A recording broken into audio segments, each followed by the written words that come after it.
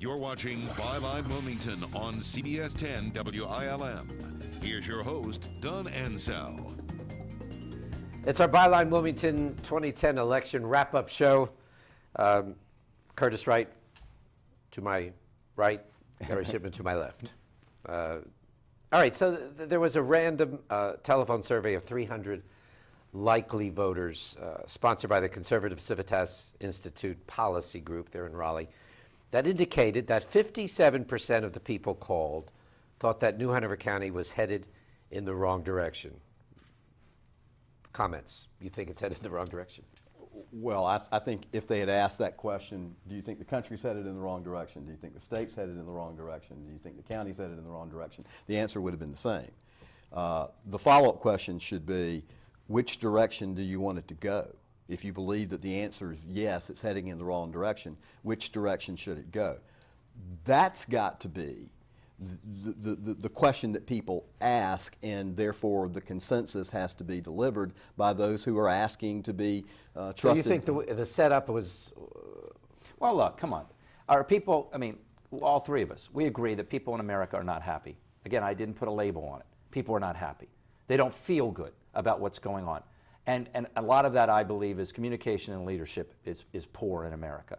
It's just poor. I don't understand why leaders cannot communicate with people, and I think that's because, again, there's this separation and disconnect.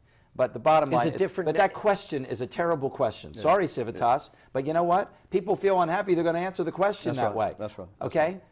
Nothing was served by that question. Well, and they don't know about their county government. I can tell you, if we did a little test, they'd fail the test. They don't know what county government does. So to be able to answer that question, you've got to understand what county government does. And again, I think that we saw from the ABC thing is still looming out there. You've got the Cape Fear Public Utility Authority looming out there, where people feel that they're shut out, don't know what's going on. Well, that's all in their minds when they're answering that question. Let's talk about that issue for a minute.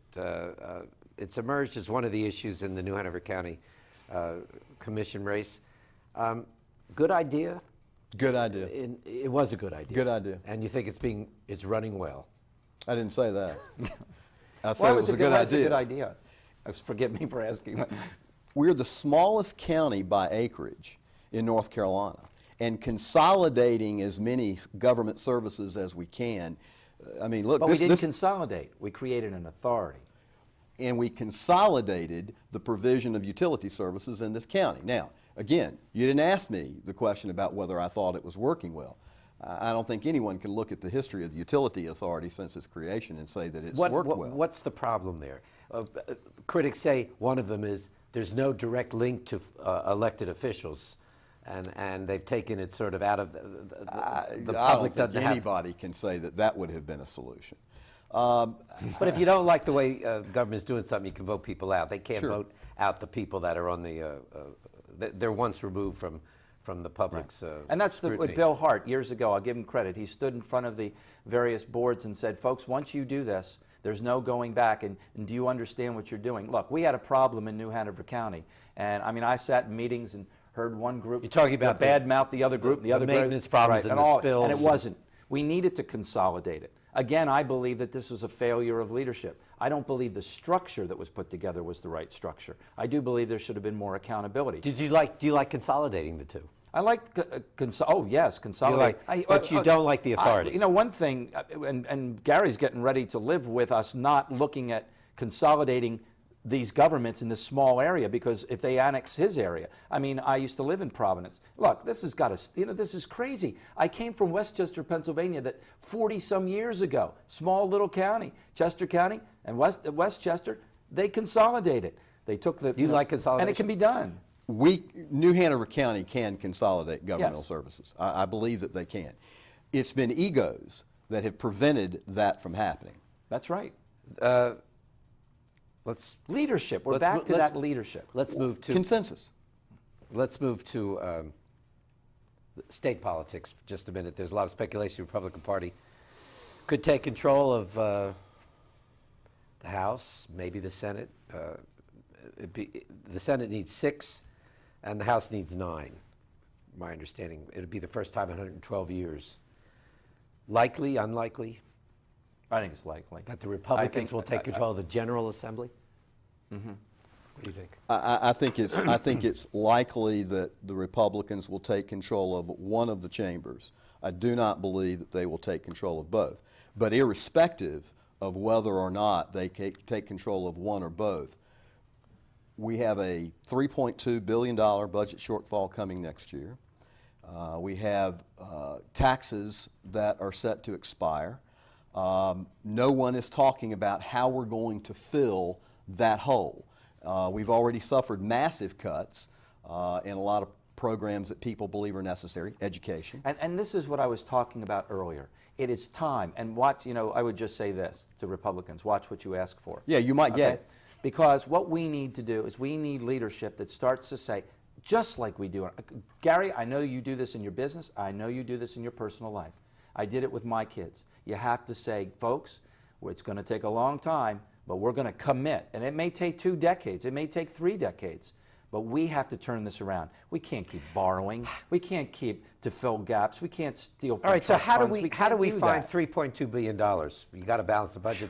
It's not just 3.2. Remember, we borrowed about $4 billion just to pay our welfare checks and other entitlements. We've got things.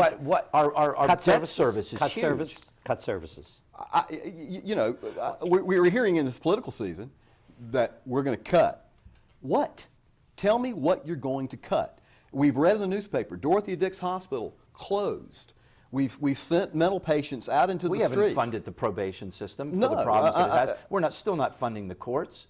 What do we? I'm just we haven't come to that. We haven't come to a consensus. What do you say? What is the responsibility of government and what isn't? What do you say? $400 million. $400,000 comes into our community to teach kids to dance. Sorry. From the state? From the state, and then there was some federal money that matched. Sorry. That we can't. You wouldn't do that at home. Well, you can't do that in business. I said this in the legislative halls last year. Guys, girls, it's time to prioritize the things for which we have a legal obligation to fund versus those things that, while it might be a good idea to fund them, we have no legal obligation to fund them. And until we've properly and fully funded the things for which we have a legal obligation to fund, the luxuries are just going to have to go by the wayside. Well said. And there it is in a nutshell. Plus, and zero-based budgeting says you do that. We're out of time. Thank you both for joining us. It's great to be here. Stimulating conversation. Next week, he comes to New Hanover County at a crucial time. The new superintendent of schools, Dr. Tim Markley, will be on the next byline. After that, you'll want to stay with us as well. We have the new AD, the new men's basketball coach, and the women's basketball coach for UNCW. So that's a preview of our upcoming shows. I'm Don Ansell for Byline Wilmington. We'll see you next week. You've been watching Byline Wilmington on CBS 10 WILM. Join us every Sunday morning as we explore the issues that concern you.